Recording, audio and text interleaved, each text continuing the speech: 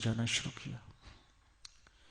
जिस गुरु के पास जाए वही कहे कि मेरा मंत्र सुपीरियर है, जो मैं तुम्हें रास्ता दिखाऊंगा ये बेटर रास्ता है, इस रास्ते पर चल। दूसरे के पास जाती तो वह कहता नहीं, तो मेरे रास्ते पर चल, मेरा मंत्र अधिक शक्तिशाली है। बेचारी को कुछ स्पष्ट होने की बजाय विभ्रांति हो गई, गॉट कंफ्यूज्ड। मन में सोचा कि भक्ति करने की योग्यता मेरे अंदर है नहीं, मुझे पता ही नहीं भक्ति क्या होती है, और मुझे कोई सिखाने वाला मिल नहीं रहा। कोई मेरे अपने पाप कर्म होंगे कोई इस प्रकार से, चाहते हुए भी मुझे कोई राह दिखाने वाला, कोई रास्ता दिखाने वाला, कोई मेरी बाह पकड़ने वाला मुझे मिल नहीं रहा। अतएव सुना है दान पुण्य करने से कुछ पाप कटते हैं, तो मैं एक भंडारा करती हूँ, पैसा मेरे पास बहुत है। तो मुख्यतः तो मैं भंडारा, अब ब्राह्मण कहते हैं हम श्रेष्ठ हैं, साधु कहते हैं हम श्रेष्ठ हैं, मुझे समझ में नहीं आता कि मैं किसका वर्ण करूं। तो मुझे भंडारा ही करना है। अपनी वैश्य संप्रदाय जितना भी है मैं उनको बुलाती हूं, और जो और कोई आ जाए आ जा। आज एक भंडारे का आयोजन किया। मानो दान से पुण्य जो लाभ होता है वह उसने उसके अंदर लेने की प्रेरणा हुई। रसोईया आ गया हुआ है, रसोई तैयार हो रही है, वैश्याओं का आना जाना भी हो गया है। सब एक प्रोफेशन की सुना कि अमुक वैश्या भंडारा कर रही है, तो बड़े भावचाव से सबकी सब वहां पहुंची। एक उसी नगर में थोड़ा बाहर एक विरक्त संत महात्मा थे, सच्चे संत महात्मा। उनके पास भी सूचना पहुंची कि अमुक वैश्या दूसरी वैश्याओं के लिए भंडारा आयोजित कर रही है। ये सोच के कि ऐसा भंडारा करने से, वैश्याओं की सेवा करने से मेरा कल्याण हो जाएगा।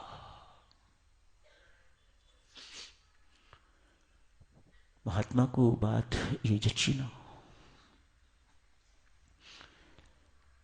फिर वहां पर परमात्मा बैठा होगा, इसको सच्ची राह दिखा के आ। महात्मा वहां पहुंचे हैं। रसोई ने रसोई से गंदा पानी एक नाली में फेंका। पानी गंदा बाहर निकल रहा था। ये विरक्त वहीं नाली के किनारे बैठ के अपने हाथ धोने लग गए हैं। संत वैश्य ने देखा ये बाबा क्या कर रहा है। उत्सुकता थी मन में, तो पास गई, कहा बाबा ये क्या कर रहे हो आप? हाथ साफ कर रहा हूं। बाबा ने कहा भला गंदे पानी से हाथ कभी साफ होते हैं? इससे तो और गंदे होंगे। मैं तुम्हें साफ पानी देती हूं, साफ पानी से अपने हाथों को साफ कर दो, हाथ साफ होंगे। गंदे पानी से तो और गंदे होंगे। संत महात्मा कहते हैं देवी, शायद परमात्मा ने मुझे यही समझाने के लिए तेरे पास भेजा है। जिनकी सेवा से तू कल्याण चाहती है, उनकी सेवा से तेरा कल्याण नहीं होगा। किसी संत को ढूंढ। इतने सारों को भोजन कराने की बजाय, इतने सारों का संग करने की बजाय किसी एक सुगुण संत का संग करेगी तो तेरा कल्याण होगा। इनके संग से तेरा कल्याण नहीं होगा। जैसे गंदे पानी से मेरे हाथ साफ नहीं होंगे और गंदे होंगे। मुझे लगता है कि कहीं तेरी भी हालत ऐसी ही ना हो। बाबा, संत कौन होता है?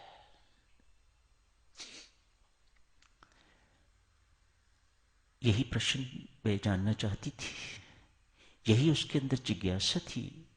मैं किसके पास जाऊं? मैंने जिंदगी में कभी कोई संत देखा ही नहीं। कोई मुझे संत का पता बताए, कैसा संत होता है? क्या उनके सिर पर सींग उगे हुए होते हैं? क्या उन्होंने दाढ़ी रखी हुई होती है, सिर मुंडवाया हुआ होता है, कैसे कपड़े होते हैं, क्या होता है? मुझे कुछ तो संकेत मिले। ये विरक्त कहते हैं, देवी, संत कपड़ों से नहीं होते, संत वेश से नहीं होते। क्या उन्होंने अपना रूप धारण किया हुआ है, बनाया हुआ है? इससे संताई का कोई सरोकार नहीं है। संत वे होते हैं जो किसी मत संप्रदाय के प्रति बहुत आग्रह नहीं करते। हमारा ही सब कुछ ठीक है, दी बेस्ट, बाकी सब नहीं। उनके मन में सबके कल्याण की भावना हमेशा बनी रहती है। उनकी सोच ही एक ही बिंदु पर, एक ही केंद्र पर केंद्रित होती है, जनमानस का कल्याण कैसे हो। उसके लिए मुझे कितना भी दुख क्यों ना सहना पड़े, कुछ भी क्यों ना करना पड़े, लेकिन अमुक व्यक्ति, जो भी कोई मेरे संपर्क में आता है, उसका कल्याण होना चाहिए। ना भी संपर्क में आए, हर एक के कल्याण की इच्छा, उत्कट इच्छा उनके हृदय में सफरित होती रहती है। ऐसा व्यक्ति शुद्ध आचरण का होता है देवी। उसका आचरण बहुत शुद्ध होता है, चरित्रवान व्यक्ति होते हैं वे। उनकी वाणी से अमृत झरता है। क्यों? भीतर अमृत भरा पड़ा है। सबसे प्रेम करने वाले हैं। उनकी डांट में भी प्रीति ही झलकती है। हर वक्त चेहरा मुस्कुराता रहता है उनका। क्यों? उन्होंने आनंद की प्राप्ति कर ली हुई होती है। उनके जीवन में किसी प्रकार की कड़वाहट, कटुता नहीं हुआ करती। ऐसा व्यक्ति, देशी हो या विदेशी, महिला हो या पुरुष, ब्राह्मण हो या शूद्र, इससे कोई फर्क नहीं पड़ता। ऐसा व्यक्ति ही संत हुआ करता है, जिसकी कथनी और करनी में कोई अंतर नहीं। भीतर से जो है वही बाहर है। ऐसे संत हुआ करते हैं। उनका जीवन बहुत पवित्र हुआ करता है। उनकी वाणी परमात्मा की वाणी, उनका स्पर्श परमात्मा का स्पर्श, उनकी दृष्टि परमात्मा की दृष्टि हुआ करती है। ऐसा संत खोज, ऐसे संत की संगति मात्र से तेरा कल्याण हो जाएगा। तुझे सेवा इत्यादि के चक्कर में भी पड़ने की जरूरत नहीं पड़ेगी। पर ऐसा कोई संत ढूंढ। तुकाराम की चर्चा तो आज शुरू नहीं हो सकी साधुजनों, कल से शुरू करेंगे। तुकाराम की चर्चा आज यही समाप्त करने की इजाजत दीजिएगा। संत तुकाराम ऐसे ही संत जैसे संत की आज आपकी सेवा में व्याख्या हुई है। धन्यवाद।